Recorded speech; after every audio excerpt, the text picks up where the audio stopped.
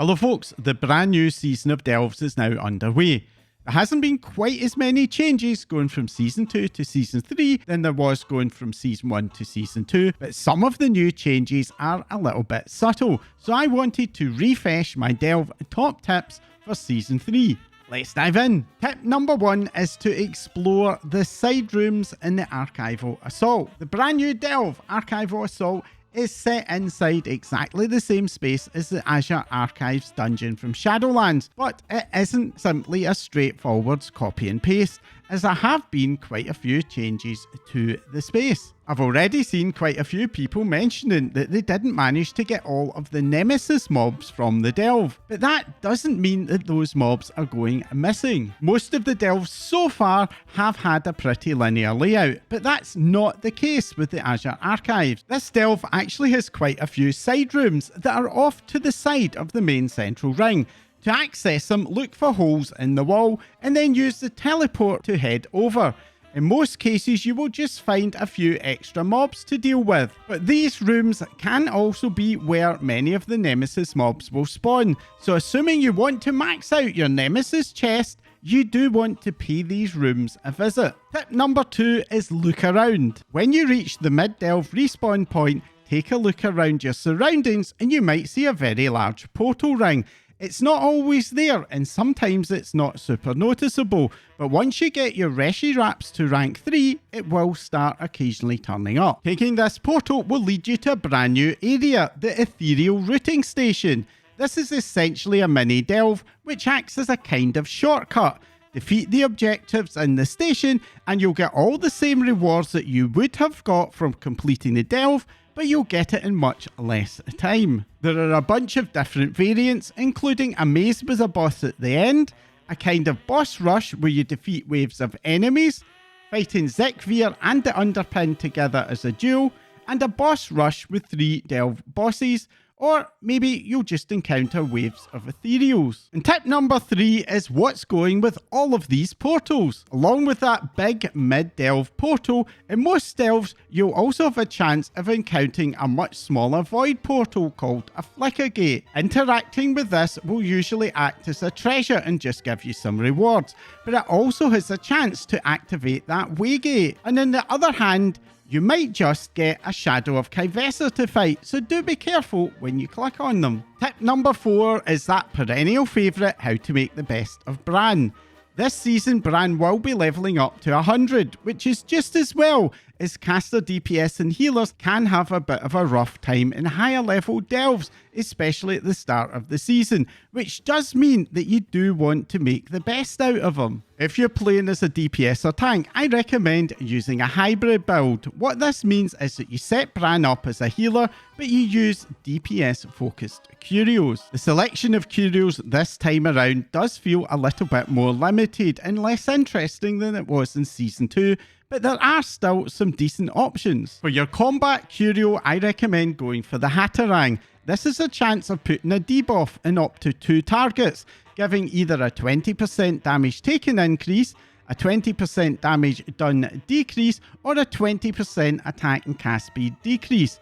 But along with that, the hat also does quite a fair bit of burst damage, and thanks to a high proc rate, it can be fairly powerful, especially at the higher ranks. And for your utility curio, honestly, none of them particularly stood out to me, but I'd personally recommend going for the Audio Amplification Crystal. This basically causes Bran to hand out a DPS buff or damage reduction buffs, and those buffs, while not super powerful, do still help a bit. And if you're really struggling with survival, then instead I'd suggest taking the Tailwind Conductor, which does give you a moderate shield proc. And finally, once you progress in your delves to the point where you're finding it very easy to survive, then I do suggest eventually switching Bran to DPS, as it will noticeably speed up your delve runs. And what if you're a healer?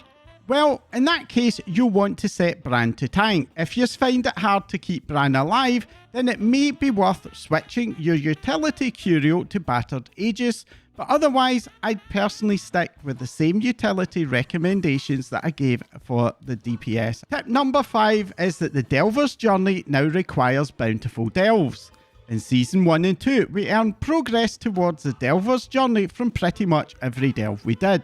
But in Season 3 that's changing, and we now earn it only from the Delver's Bounty cash, which of course requires doing those bountiful delves. We do still get extra from the weekly quest, but overall Delver's Journey progress is going to be a bit slower generally, and with only 4 bountiful delves per day, it's much harder to farm without a lot of ult. Tip number 6 is to look out for NPCs with players' names in their title. One of the cool elements of Season 3 delves is that you can find little tombstones which commemorate the fall of other players. But along with that, very occasionally the NPC which felled the player will also be flagged in your delve. Avenge that fallen player by defeating that NPC, and both of you will get a buff called Spirit of Cooperation, which awards a speed and damage reduction buff for 10 minutes. In my experience, the speed buff is especially noticeable, and it can make a major difference to how quickly you finish the delve off. Tip number 7 is another old favourite: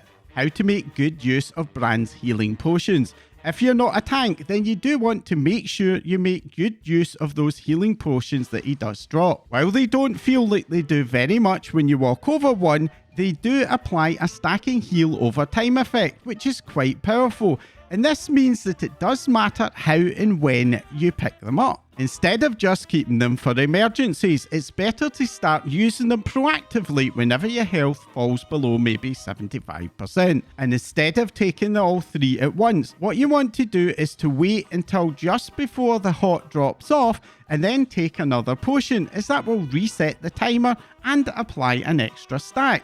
By the time you get all 3, Bran will very likely be ready to throw out the next set, which means that you can keep that heal over time running continually. If you find it a bit hard to keep track of, then there is a wee corner that can help with tracking it, and I'll link that in the description down below. Tip number 8 is to wait to summon the nemesis to your delve runs. As with Season 2, we can get a maximum of 31 gilded crests from our delve runs each week.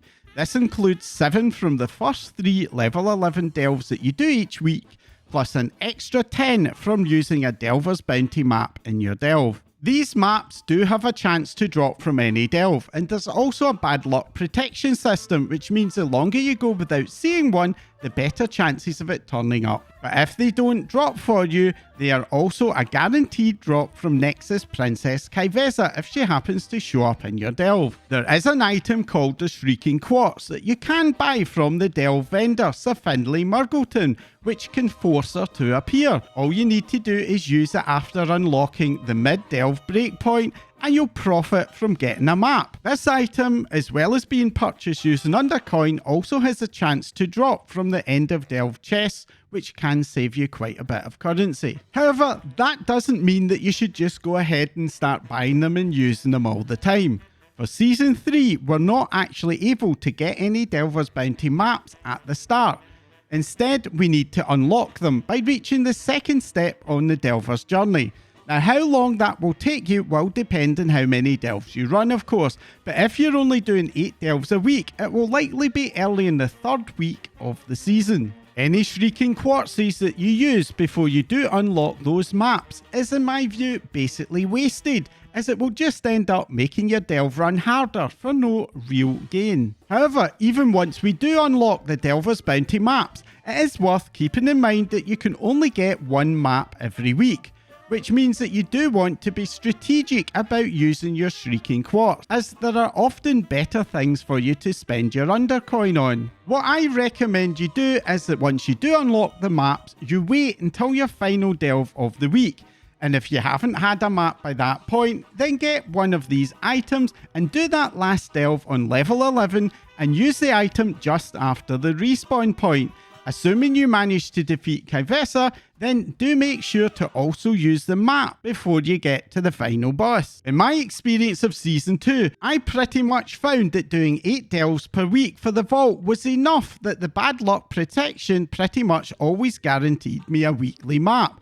The exception being in week 1 of the season where I was just starting out. No matter what though, if you do get any shrieking quartzes dropped from the delve, do make sure to hang on to them in case you do end up needing them. And tip number 9 is that there's no need to fly all the way to those delves anymore, at least if you happen to be starting out in Koresh. Just head over to Tazavesh, and in the wing on the other side from the inn and the renowned vendor, you'll find this handy portal area, which will contain portals to all of that day's bountiful delves, along with a handy portal back to Dornagal, which happens to land in the Delver's headquarters, which is much more convenient than the main portal in Tazavesh, which lands you inside the big tower. Now, how useful these portals are does depend on where you're starting out from and where you need to go, but they are always super useful if you start in Koresh.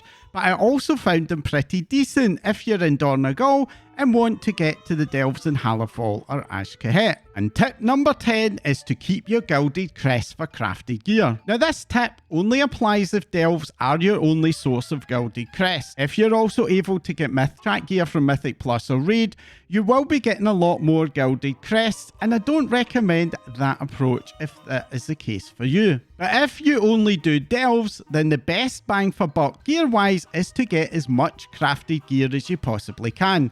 Gear crafted with enchanted gilded crests goes all the way up to item level 720, just one step below the maximum possible of 723. Crafting an item will cost you 60 gilded crests along with a spark. You will be able to craft one item every 2 weeks. The exceptions are going to be 4 of your 5 tier bonus slots, because of course you cannot convert crafted gear to tier, your trinket slots, as there's only one crafted trinket, and to be honest, it's probably worse than a heroic delve trinket, and your back slot, of course. My advice if you're a delver is to start with your weapon slots to get the most bang for your buck, then going on to neck and rings, and then start cleaning up your lowest item level gear slots. Only once you reach the point where you have all the crafted slots sorted out, should you start spending those gilded crests and upgrading your remaining heroic gear in your other slots. As you craft your items, do remember to add embellishments to a couple of the slots. Embellishments do vary depending on class.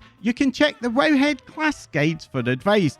But if you do, I do recommend that you ignore the guide's advice about what slots to put the embellishments on. That particular advice is aimed at players who'll be getting myth track gear from the raid, and therefore is taking into account BIS items that you just will not have access to. As a delver limited to heroic track gear, your crafted gear will be BIS for you, so you might as well imply the embellishments to the first 2 pieces you get. As always, with these top 10 guides, I do like to over-deliver, so here's tip number 11. Watch out for a vendor called Zaram appearing at the end of your tier 9 delves and above. This vendor is another bonus from the Delver's journey, and once he starts to appear, you can shop for champion delve trinkets. You'll probably still want the heroic trinkets from the vault, but this will provide you with some really useful bad luck protection. What trinkets will be best for you, again, does vary from class to class,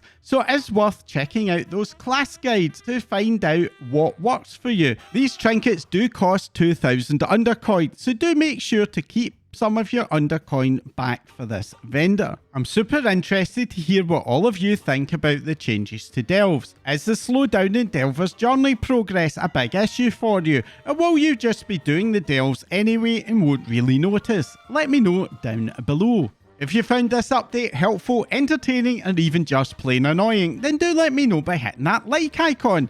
And if you want to support my channel to grow and help me to make more of these videos along with my other content, then do hit that subscribe button right now before you forget. And if you don't want to miss out whenever I release a new video, then as well as subscribing, you can follow me on social media for notifications. My links are in the description below as well.